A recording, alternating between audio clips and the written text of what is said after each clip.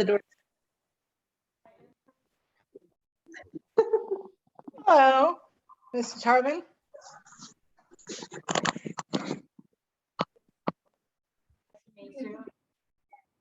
Okay, folks, I appreciate you being here.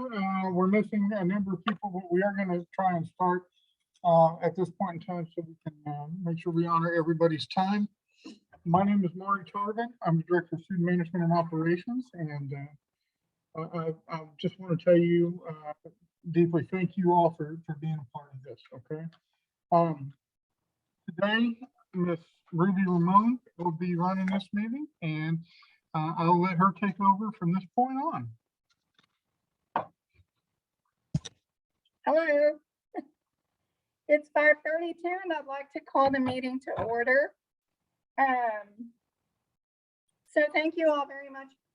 As Mr. Tarvin said, we really appreciate you and we appreciate you all taking your time to come and share your expertise with us.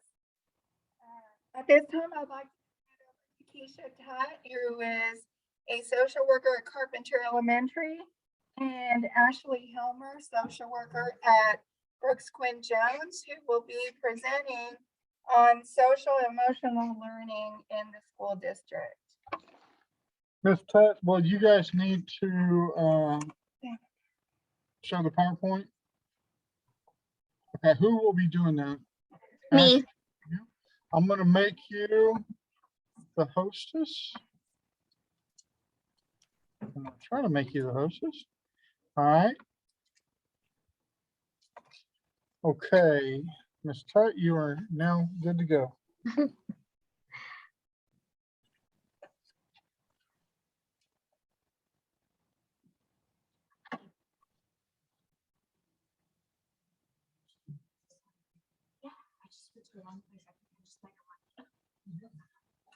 Okay, hey y'all, how are you? Can y'all hear me? You can hear me? Yes. Okay, good. Okay, so my name is Keisha Tutt and I'm the social worker over here at Carpenter. Notice I have Emmeline looking over my shoulder. I just wanted to kind of give a brief discussion on social and emotional learning. You know, it's always been a thing in schools. Social and emotional learning is not a new concept. It's something that has been going on. But I think as we are in what I call a slow recovery phase following COVID, and we're kind of in a situation to where parents, students, and the schools are adjusting to a new normal. So it's safe to say that academically, yeah, social emotional learning isn't really an academic component, but it's still very, very vital to the overall success of our students. So this is actually a PowerPoint that I used about 2 years ago at one of our parent events, because I wanted to make sure that our parents understood what we are doing in the school setting as far as social and emotional learning. Okay, so learning starts at home. A parent is their child's first teacher. The school is, their home is the first school for the kids. And that's where social and emotional learning starts, is at home with mom and dad, guardian. That's where it starts. And so when we look at it like that, it's like, okay, exactly what are the children learning? What is social and emotional learning at home? What does it look like?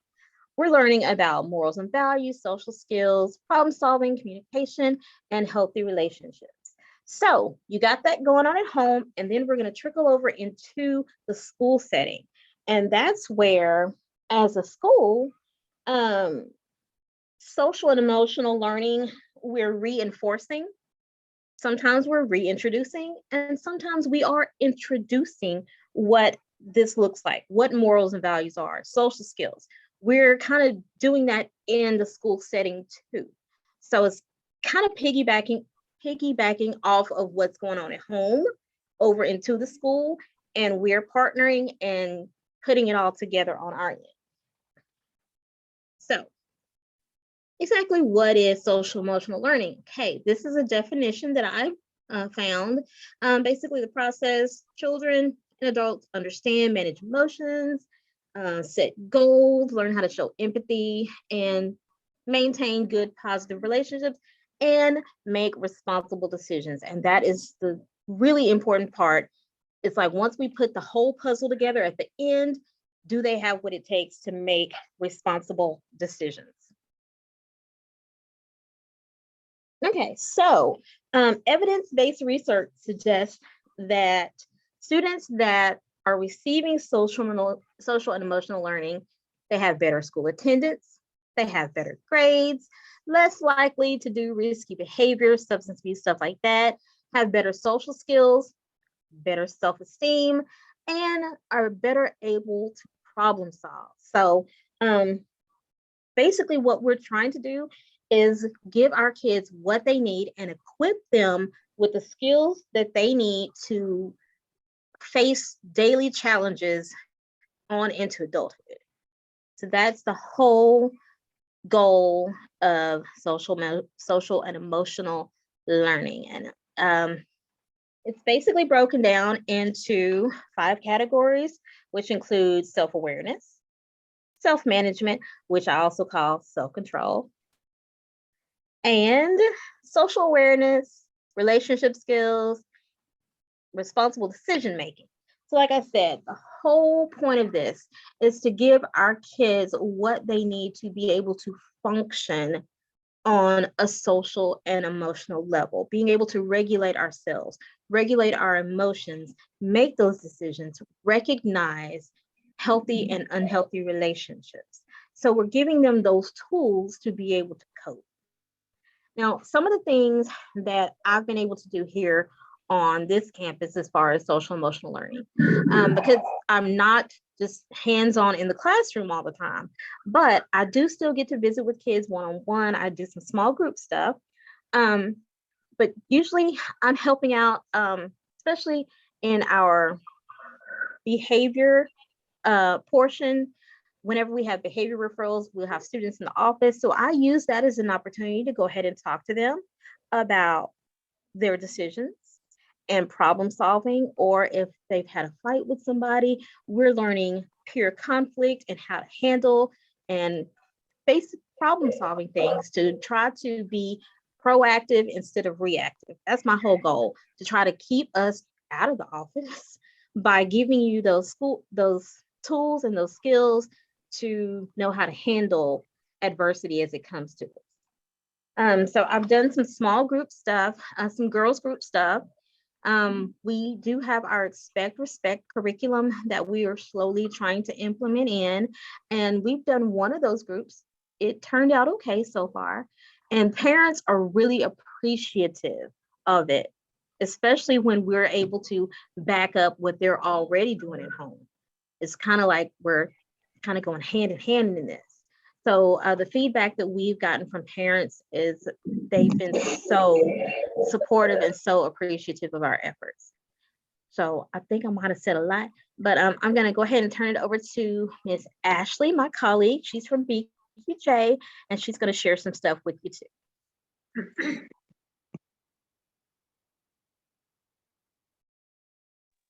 Am I on the screen?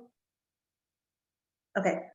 I just wanted to share some specific SEL lessons that I've done on my campus.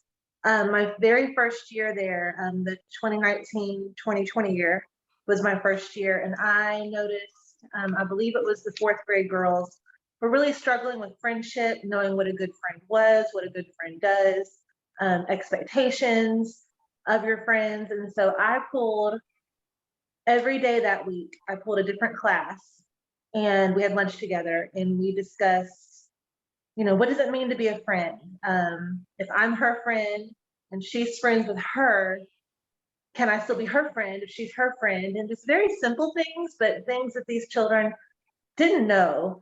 And we had some really good discussions. And then last year, no, my first year again, I had a 5th grade class that struggled very much with just basic character development, responsible decision making, treating others with respect.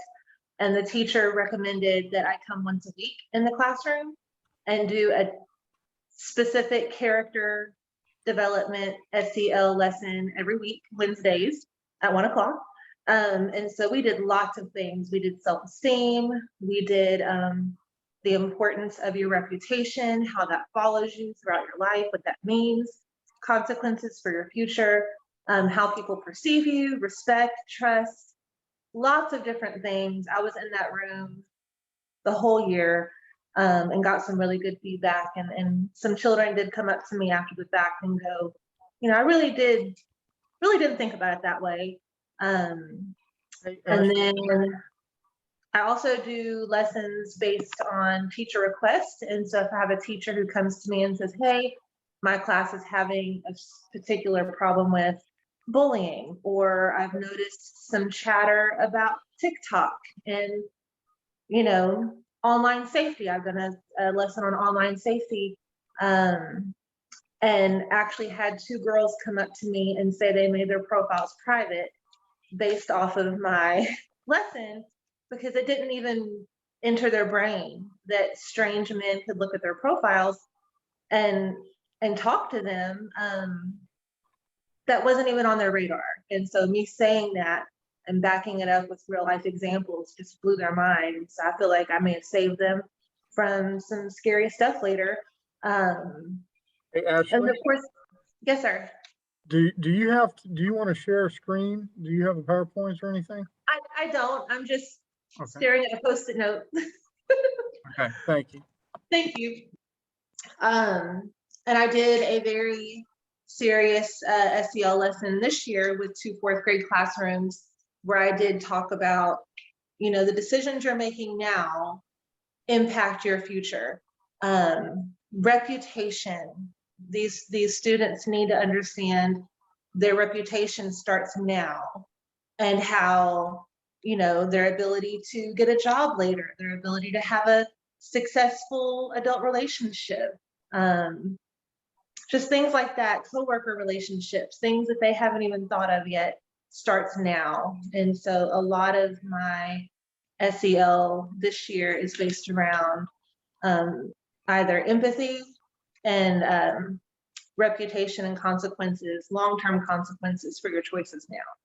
So that's the majority of what I do on my campus. And some of it is pre-planned, but a lot of it is teacher requests. I want to ask a loaded question. Sure. Is the lessons that you're using, are they evidence-based?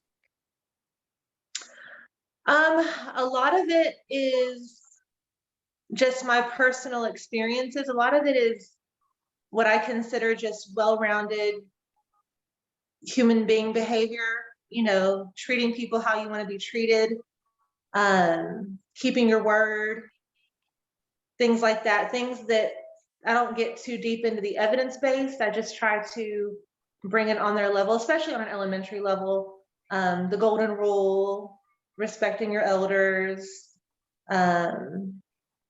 things like that. So very simple concepts for us, but not so much students who haven't maybe been taught that or been reinforced that in their personal lives and aren't displaying it obviously in school. So Yeah, and that was a great question. So I want to kind of go back to what Ms. Tutt was talking about, the Texas Tech curriculum or that we're trying to work into that program. Is that part of this, Ashley? true. Yes, sir. Yes, the expect respect, like Keisha did say, I'm in the middle of that right now. And that particular program is a curriculum that is evidence-based. That's a more formal, I guess I was thinking more of just impromptu classroom lessons, but expect respect is an evidence-based curriculum that we purchased. And it does guide us and give us specific activities to do, kind of a script to go off of. And so those, some of the topics on expect respect are conflict resolution, anger management, respecting other people's differences. I've only done 4 sessions so far. So bullying is coming up. So yes, that particular curriculum is evidence-based. Thank you. You're welcome. Do we have One of any- the Go ahead. I'm sorry. One of the things that we started here at Carpenter this semester is we're doing this thing called Kindness Counts, to where we're getting the students actually involved in some of the things that we're doing to show that they understand what kindness looks like. What are some gestures that we can do to show kindness? So in our front lobby, we've got this big, huge bulletin board that I'm having to learn how to put together. And for November, we did Thankful for Kindness, and the students wrote little notes about things that they can do to show kindness. And then our staff put little leaves together with kind messages to our students, to our families, and to our staff. And it was really cool. And so this month we're doing Kindness for Christmas. And we've got students that have given us little messages on little snowmen that we've put up there. And our first grade and kindergarten classes are coloring Christmas cards for nursing home patients. And so I'm getting them to think about, hey, what does being kind look like? So that is just another thing that I'm doing on an SEL level too, so that they recognize it, they understand it, and they know how to do it.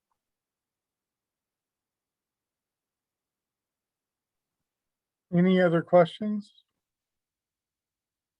Keisha, will you do me a favor? Will you make me the host again? Yes, sir. I don't know how.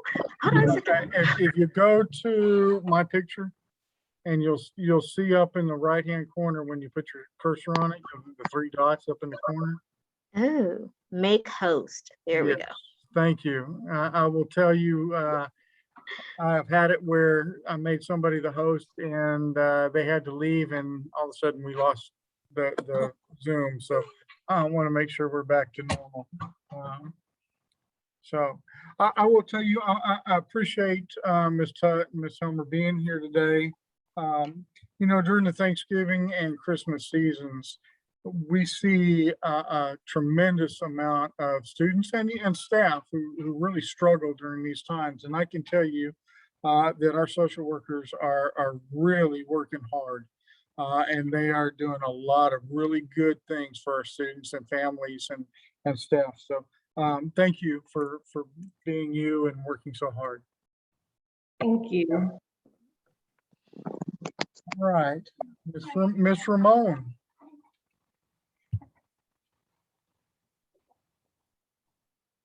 We're flip-flopping around today. Kelly Poole, are you on with us this evening? She's not. Okay. Okay.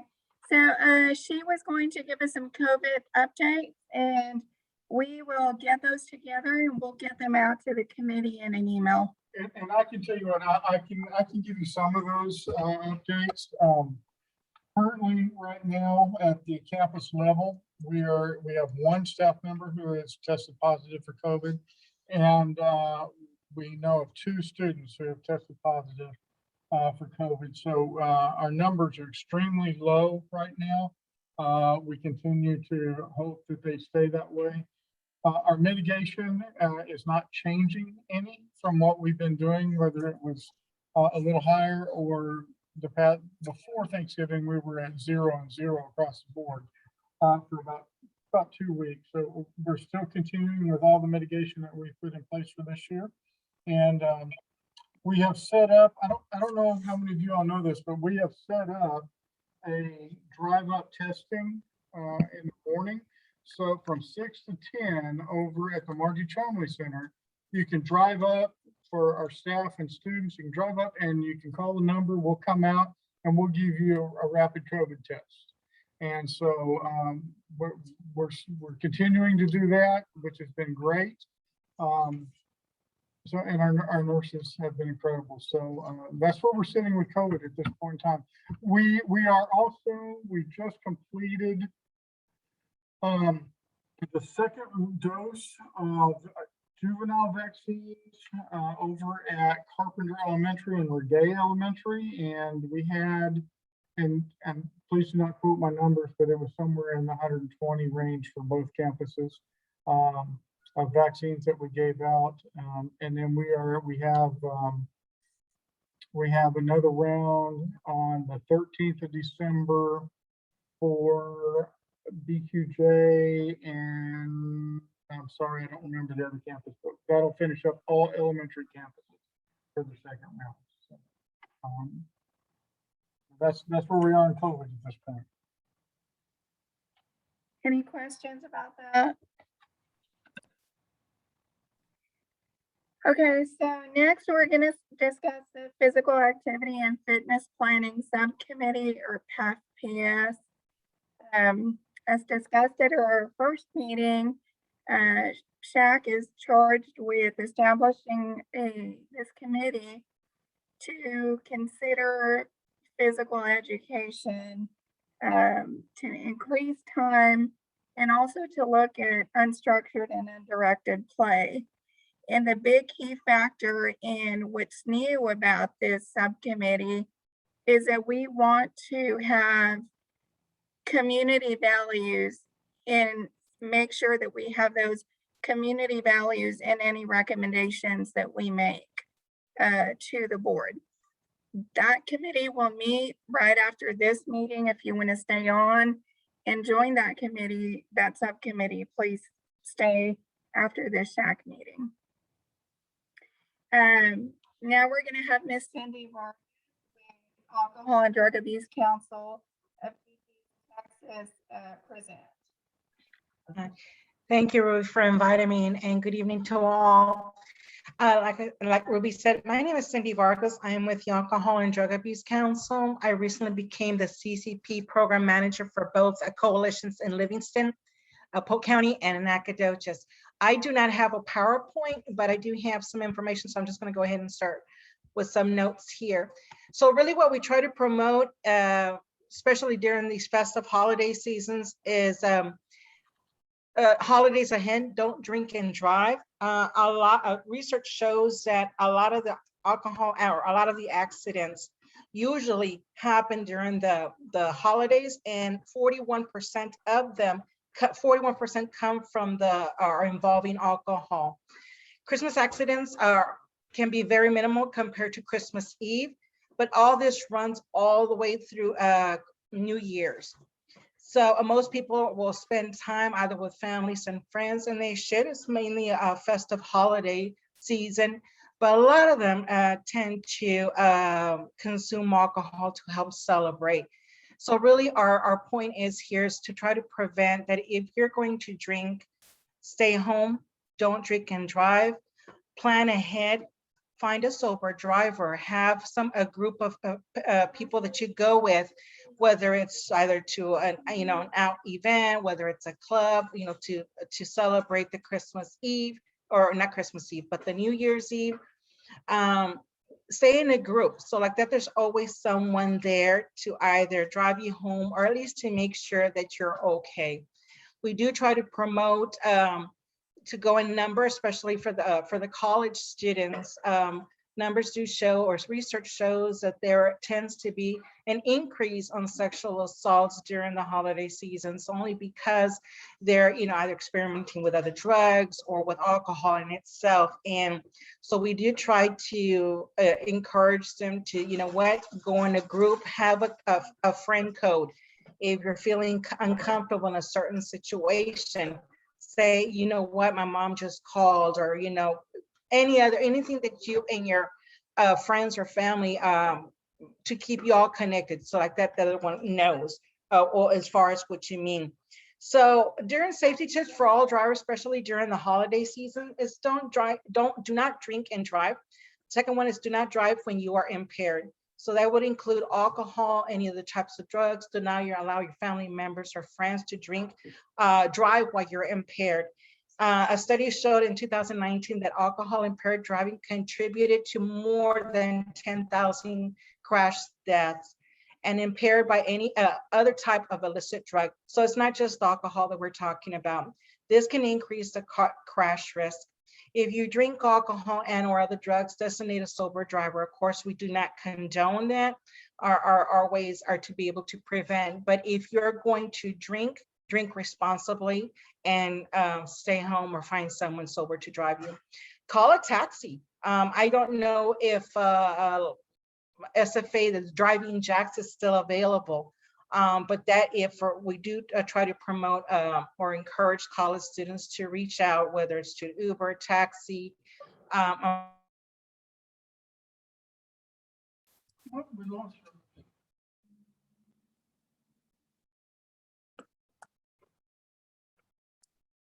Well, somehow we lost her.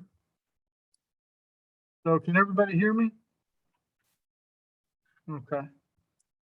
All right. Well, maybe she'll jump back on. Do you have something after this? Just announcement. Pardon me? Just announcement. Okay, let's go ahead. We're gonna go ahead and do the announcements and give her just a little bit of time to see if she can get back on. And so we'll go with that.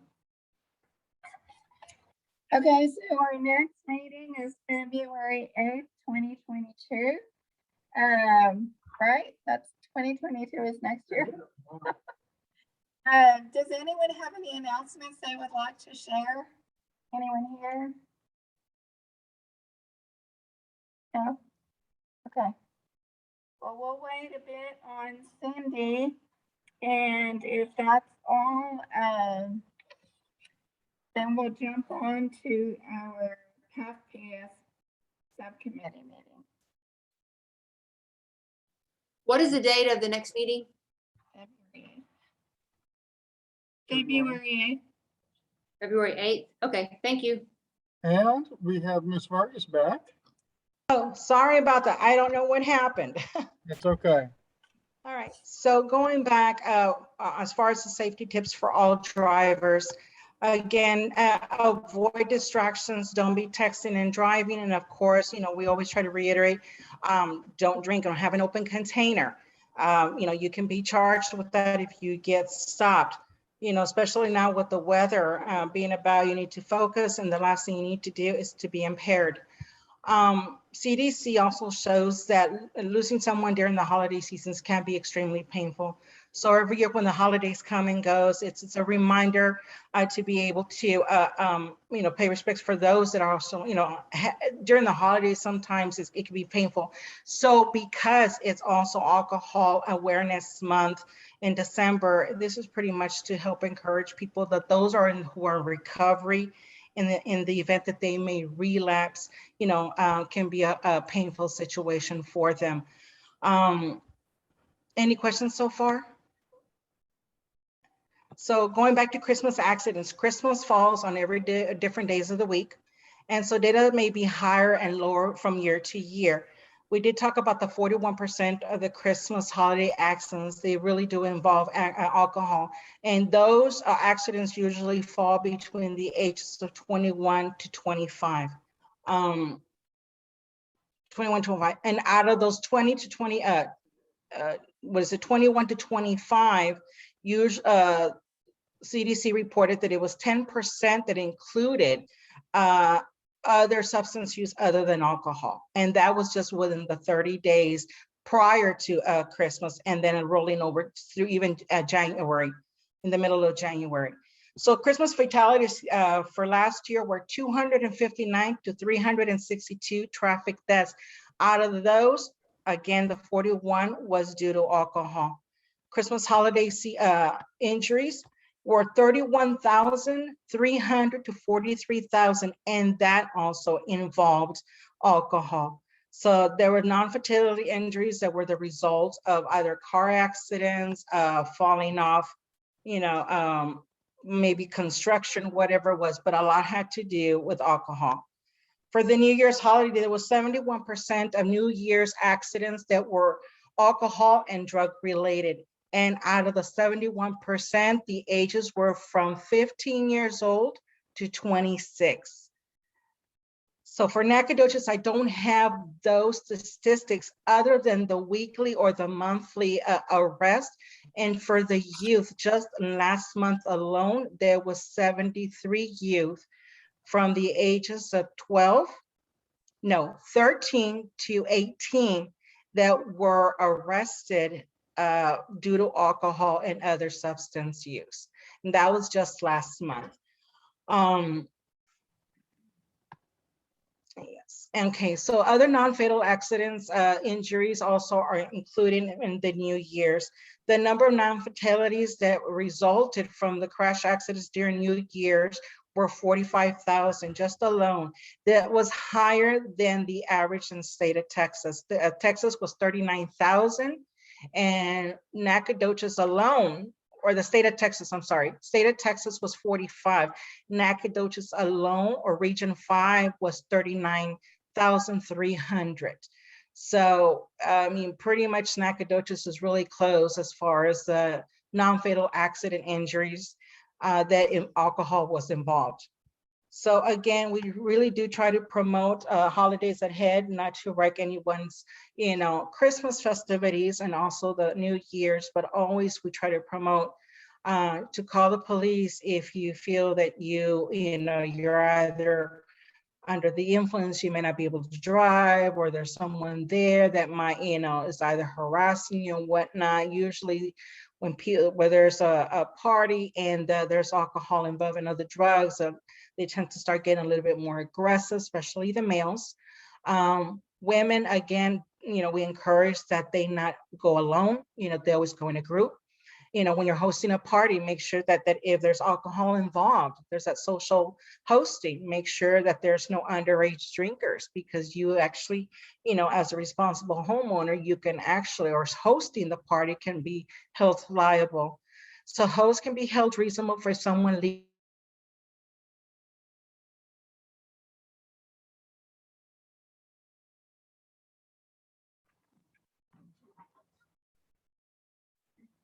Well, looks like we lost her again. And there were some questions. I'm really curious as to know how it's trending since the pandemic. And then some things that we might be able to do to address that in our schools. So I'll get with her on that. Go from there. Does anybody have any topics that they would like to bring up or talk about? Okay, well, awesome. Are all of you on the committee? Yes. Except for. Mr. Furnace, you are not? I'm sorry. No, I don't think so. I don't know Okay. what committee I'm on. You are certainly. I'm just listening. So we're going to go ahead and end the SHAC, and then we're going to go to the committee, and we'll just stay on the Zoom for those who are part of the committee. And you are certainly welcome to be part of that, or just hang around if you don't want to be official, but want to see what we're doing. We do that. Yeah. I'll listen in. I'll listen in. Awesome. Okay. So at this point, we're going to go to our subcommittee, and I'll let Ms. Ramon take over. Okay, so it's 6:05 and we are adjourning our actual SHAC meeting. So who do we have on? Let me see. You all can see that, correct? So we have Donnella Ross, we have Dr. Furness, Donna Oliver, Charlie, who's our nutrition intern. And then in here, we've got Katie Trotty, who is our co-chair or parent chair. And we have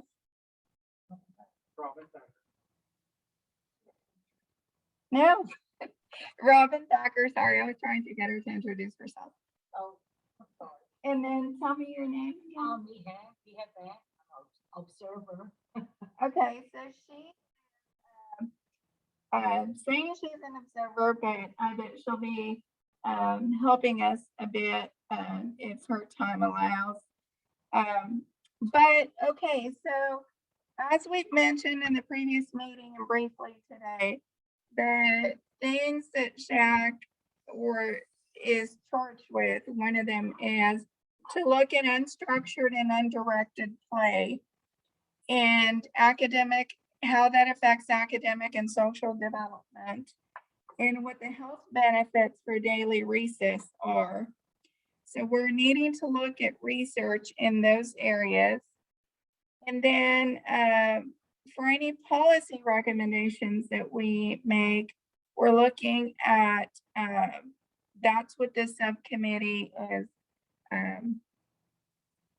coming together for, is to make policy recommendations on issues relating to student physical activity fitness and increasing physical activity and improving fitness among students.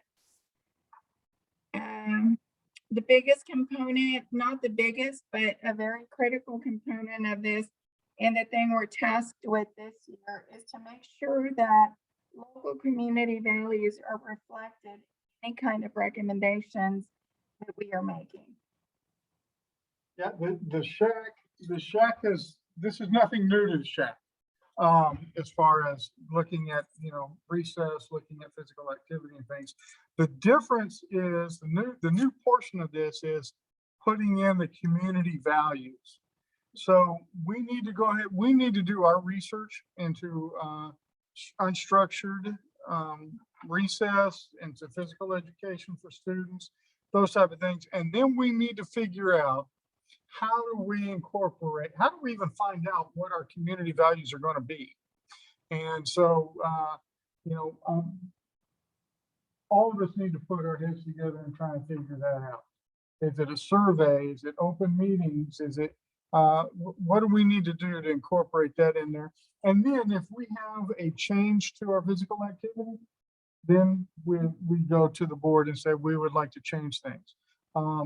If with our recess and things of that nature, we take a look at it. If the community values, if what we are doing does not meet the community values, then we need to come up and have a policy change that we could take to the board.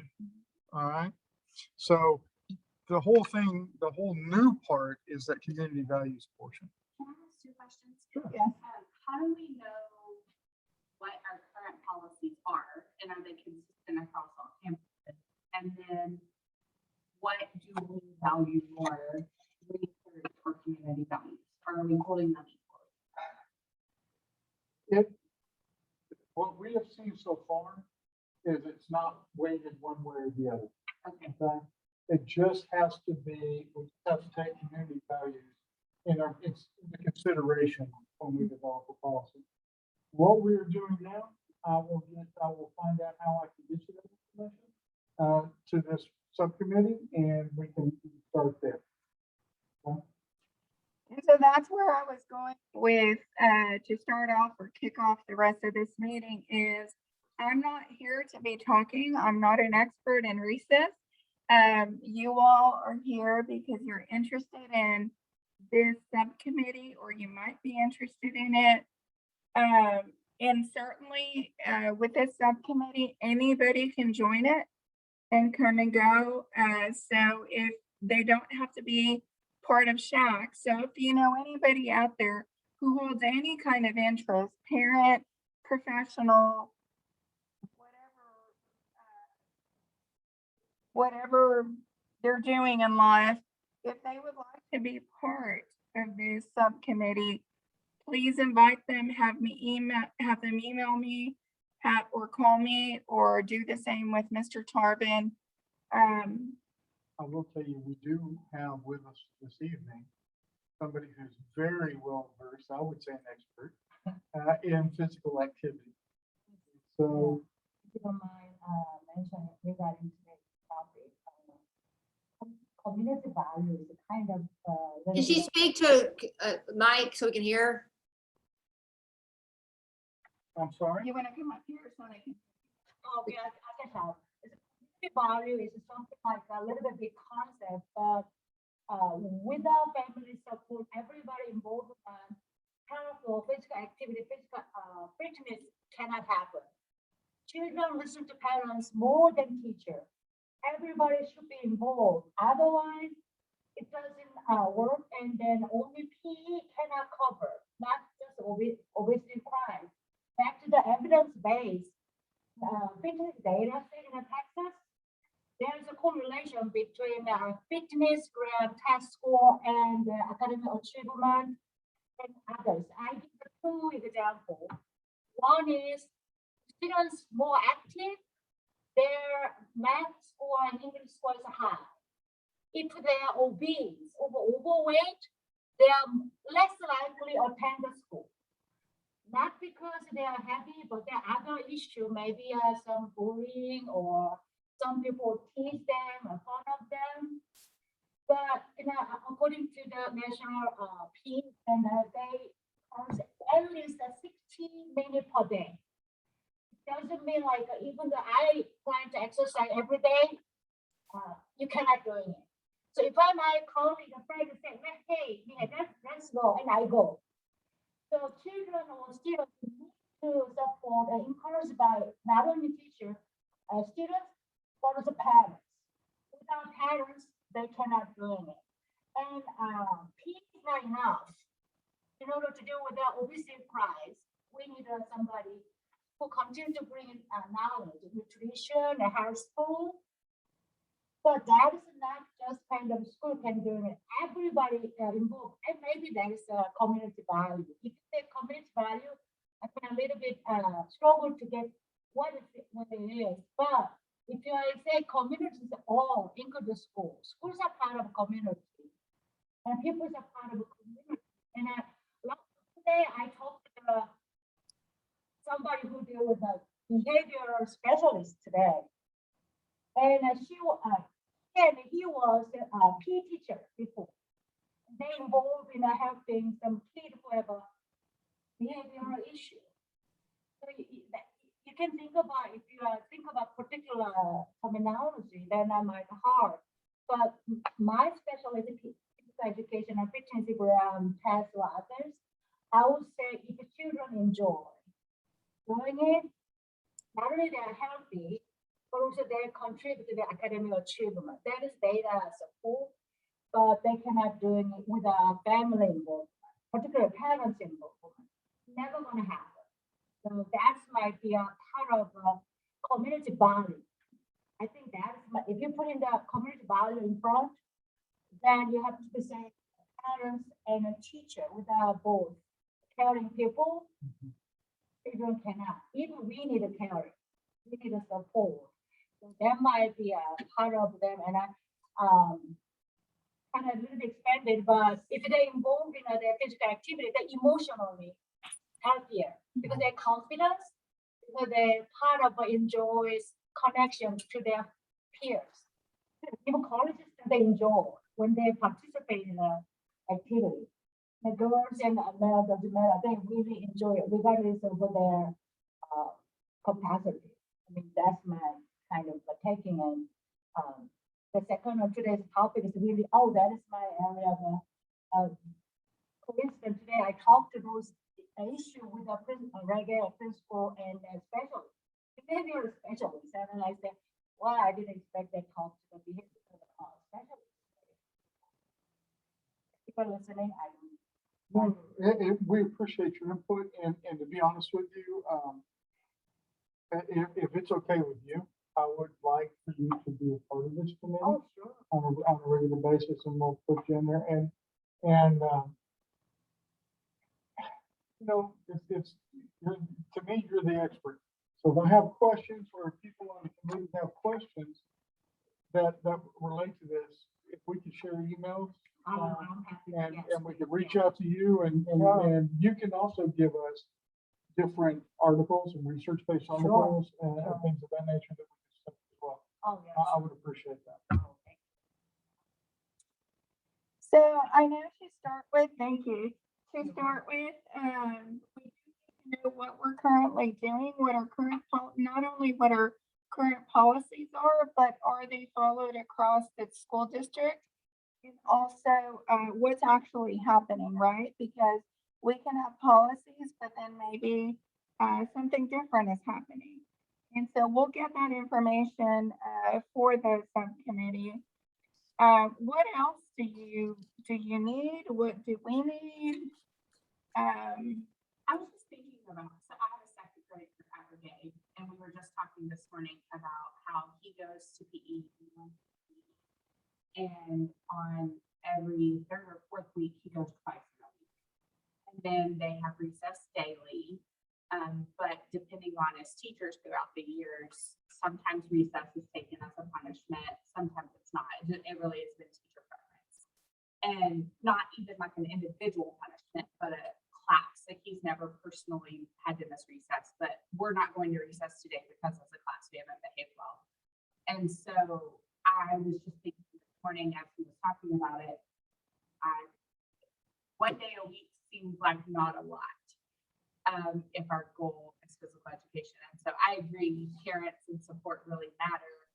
I'm wondering, as an advisory council to the district, how much influence do we have on what happens at home? Is that within our scope to make a recommendation about home, or is it more that we're making a recommendation about what happens when they're in school? I don't know the scope of it. So I will tell you that you said a lot in just that short period of time, because there's some things we need to check on. Is recess appropriate just one time a week? Or excuse me. I have my personal preference, but let's look at research to find out. My next question is, with the recess, is it a structured recess or an unstructured recess where they can try and play and have fun? Or is it some type of structure where they are getting some physical activity out of it? So that's something we also need to find out. I was the one that recommended the professor from TCU, Dr. Debbie Ray. She has got the LINK project. She's an international expert on unstructured play and recess. And if you don't tap into her, I know Dr. Bay is familiar with her work, but I think she would be a great resource for us to look at what she's posted, because she is the expert. Do you have the contact information? I've got her cell phone number. We're friends. Do you mind reaching out and asking if she would be willing to visit with us about this topic? I saw her last Friday at convention. I kind of prepped her, and she's more than willing to do Zoom something with us. Yes. Awesome. Okay. Thank So you. we'll get that going as well. The other question you had about the parents. We can strongly request, we can, and I say strongly, we can put it out there multiple times that, hey, you know what, we would like, this is good for our children, this is good, but we don't have any authority over the parents. So in the same way that we were strongly recommending masks is something that we can do, but also, I didn't mean to interrupt you, but also there are a number of things that we can do that can involve parents, and that's up to a subcommittee or even SHAC to decide on, because we would be making recommendations to SHAC, SHAC would be making recommendations to the board. But nutrition is a huge area where we have had different campaigns that the parents get involved in. We have community gardens that are not just on campuses, and Tracy couldn't be here this evening, but not only are they involved, students are involved with gardens in the school, but also there are agencies, and not just Tracy's, but there are programs where they're putting community gardens out, or also gardens in parents' homes that are participating in these kinds of things. So there's more than just us saying, hey, parent, the research backs this up, and this is what we're recommending, but there's actual activities that we can get going. I mean, it's really up to us what we decide to put out there. By the way, when I talked to you, they said, maybe the GP class and reset looks like a similar, very different. Number one is, if you just listen to the teacher supervise them, normally vocal boy or girl, they are occupied or dominant. So in a PE, they normally, whether you're a skillful kid or you're vocal, popular girl, popular because you matter, they follow structure and they interact with the different people. So P is the totally different from reset, but two people look like a similar. Oh, they play soccer, they play something. Kickball, or this day they get out of the kickball, curriculum. But in a P setting, they kind of think about everything under some certain protocol. So for me, it's a 2 times per, that's minimum, my idea. 2 times, twice per week is a minimum. To me, they feel wonderful. Because anyway, teacher from the structure, and today I talk about that one. Is to help students understand kinetic learning. The kinetic learning is it makes you a wonderful player. Normally, some kids are thinkers, some kids are just observers. So reset cannot involve anything. They just let them just a little bit of doing it an activity help them to a little bit calm down. But PE, they calm down, but they practice how to manage, how to practice with a different guy, different girl. In a group. So not only like a physical kind of learning, but emotional, we talk about emotional things.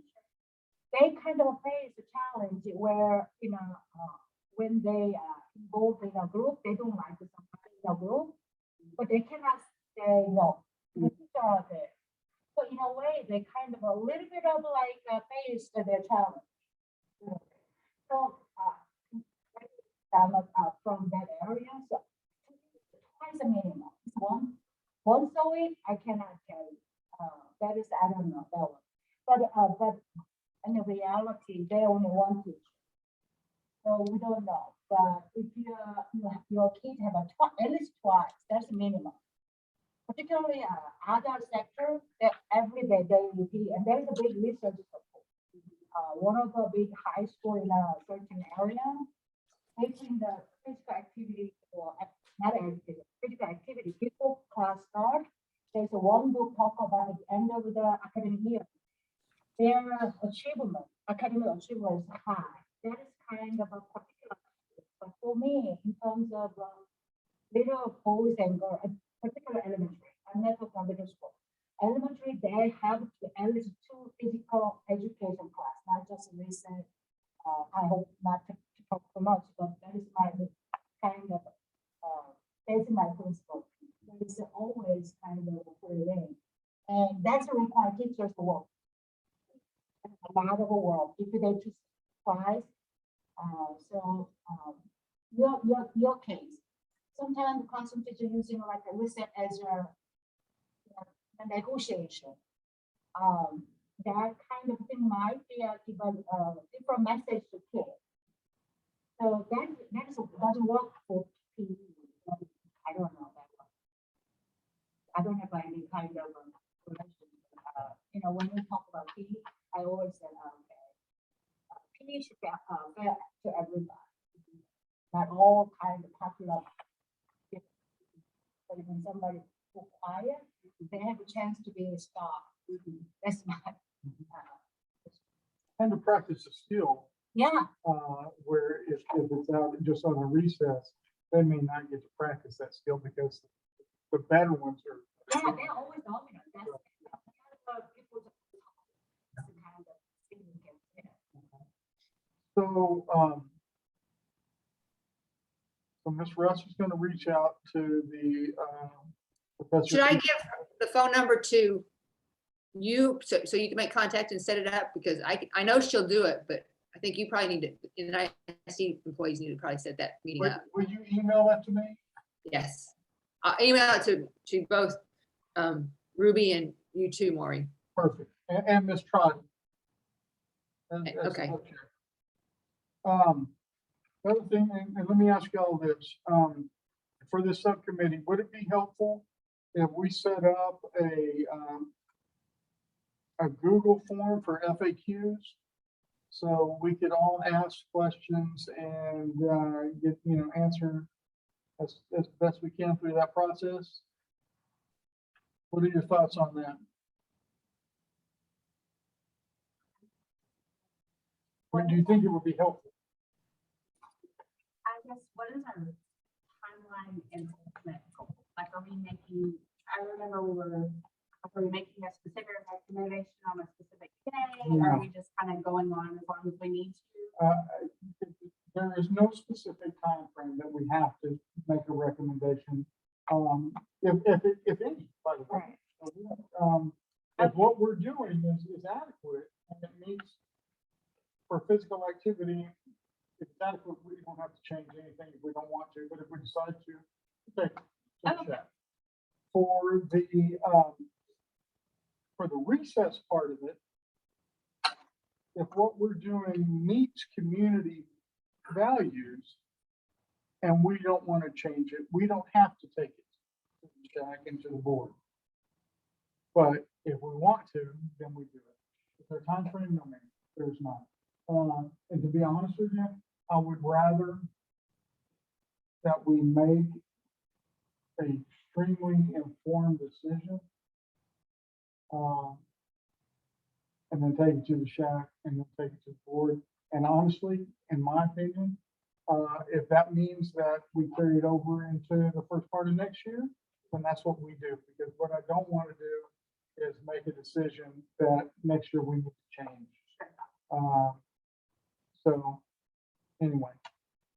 So two things I wanted to say. One, going off of that, is that even if we decide we're not prepared to make a recommendation on recess or unstructured or undirected play, we can look at what does community values mean, and we can start there.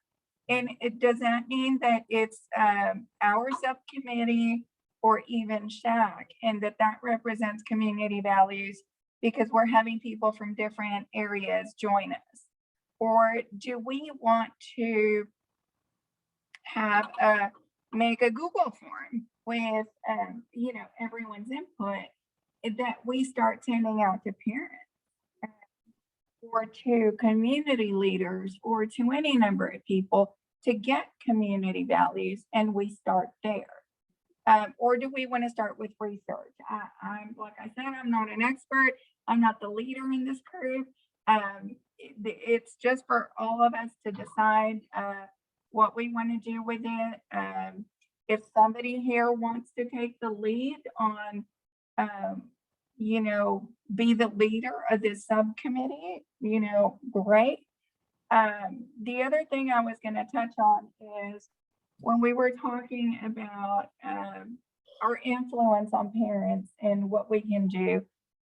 One of the things that social workers do, or school social workers do, is we rely heavily on community agencies, and we also work very closely with community agencies and community leaders and churches.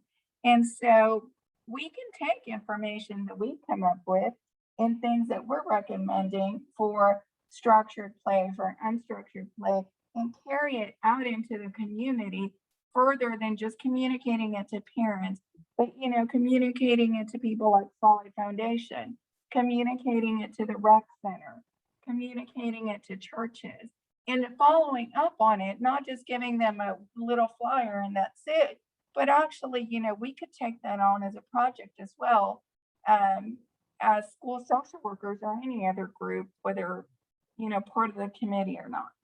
So I think what, and this is just how I feel, before we reach out to the community, I personally would want to be very well informed on what we're getting ready to ask the community about or educate the community about. So I would say if we can start looking at research and getting information and start thinking about how we reach out to the community and grasp the community values itself. All right, does that make sense to everybody? Pardon me? Right, we'll start there. Is what are schools doing? So, so one of the things I would ask everybody, and we'll certainly get with this professor from TCU, but start Googling. I mean, we can share it. physical activity in schools, PE, recess, structured and unstructured. And then if we run across some things that look good, let's share them with each other so we can look into it. Okay? Maybe a Google Doc for that would be helpful. Like this is some resources I found. Right. Sometimes my emails get bogged down. Okay. So a Google Doc where you can just click links and go look at stuff. that Go would be looking, helpful. right. Okay, so we will set that up so we can share links. And I would ask that if you put a link on there, just give a brief description of what we're gonna look at. I mean, as simple as, here's an article on unstructured recess. Sure. You know, here's an article on physical activity at the elementary level. And then, when recess occurs also makes a difference. I know several of the principals actually more healthier because they're hungry, so they're going to eat vegetables to help finish out the day. People wait on come back and stuff on the line. there are definitely going to be issues. So, there's no way at BQJ to get everybody in before or everybody in after lunches, but just logistics. Okay, I mean, everybody. Yeah. But certainly looking at the research on that, different grade levels need to go in the morning, afternoon. What are we looking at? We can certainly look at that as well. But I'm actually kind of surprised that before PE right before lunch that they're eating more. That's their thought. Well, the thing is, a lot of them, they were doing first, they were like so excited about going to go to not PE, but recess. They were so excited about going to recess, I was like, recess, and they're like, I'm done with lunch, I didn't want to eat, so I'm gonna go to recess. They had recess back first, and they come in, they're kind of wore out a little bit, where they're ready to sit down and actually y'all versus. That's the thought behind it now. Whether it turns out true, I don't know. Okay.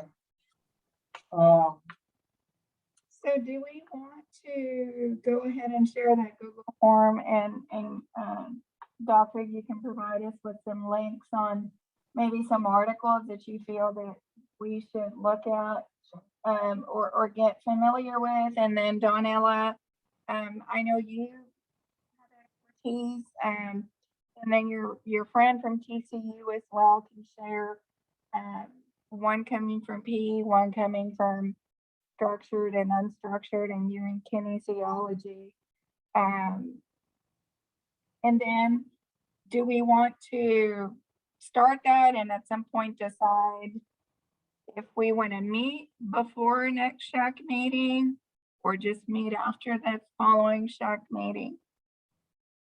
I do think our next SHAC meetings might get a little bit longer, certainly once the board says SHAC needs to start looking at human sexuality. I think that they're going to get longer if they do. I have put in the chat box, the contact information in the link site. Okay, thank you. I think we're going to have to meet outside of the normal SHAC meeting, just because I think there's going to be so much information to look at and to discuss.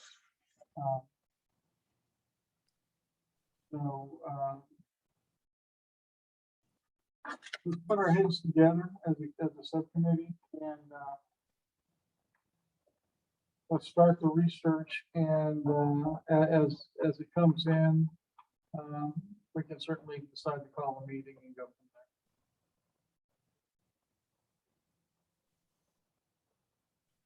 there. Any questions or comments?